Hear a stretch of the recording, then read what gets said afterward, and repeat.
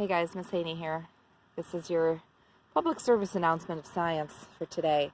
It is officially garlic mustard season. Garlic mustard is an invasive plant, pictured here. It is an invasive species because it is not native to Michigan, nor is it native to the United States. It is an invasive plant because it was brought over by European settlers in the 1800s. As they migrated to this country, they wanted to bring some plants with them so that they could start their own gardens. So it did very well in Europe. It specifically adapted to living in Europe. And then when the European settlers came here and brought it and planted it in their gardens on this soil, it took over. And it is choking out some pretty awesome native wildlife and not giving it the chance to grow and be successful. So since garlic mustard is so invasive and so well adapted to this new land, it's growing first, it's taking over the soil, and it's making it so that other plants can't survive. So here's another big clutch of it over here. I'm showing you this because now is the time to pull it. It has not gone to seed yet. It is in its flowering state. So this is the time where you want to pull this up. I want to make sure that you aren't pulling up other plants mistakenly thinking that it is garlic mustard.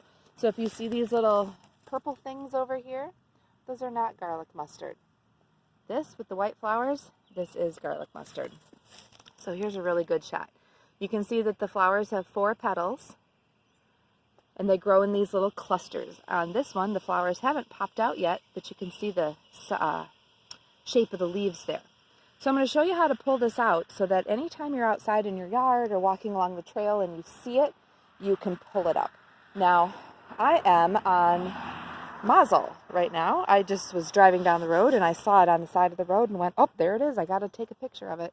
So if I look through here, you can see that it's kind of all over the place. There's a big patch of it back there.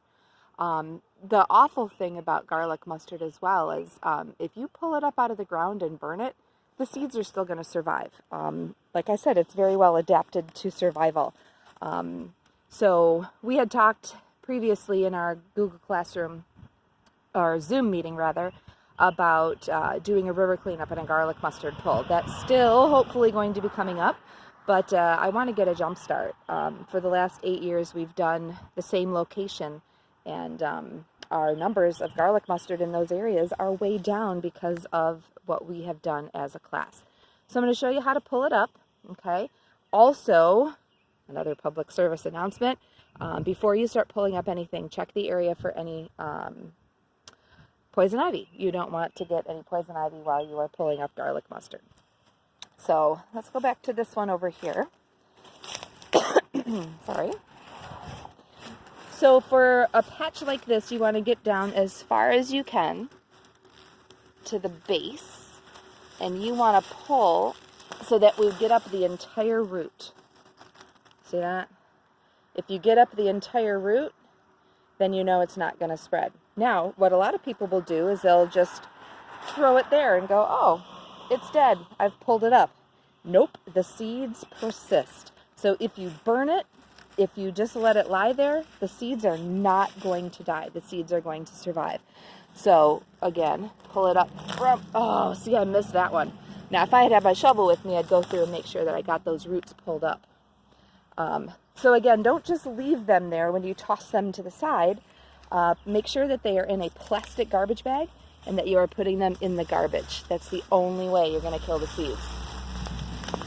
Oh, look at that big root ball coming up. Excellent.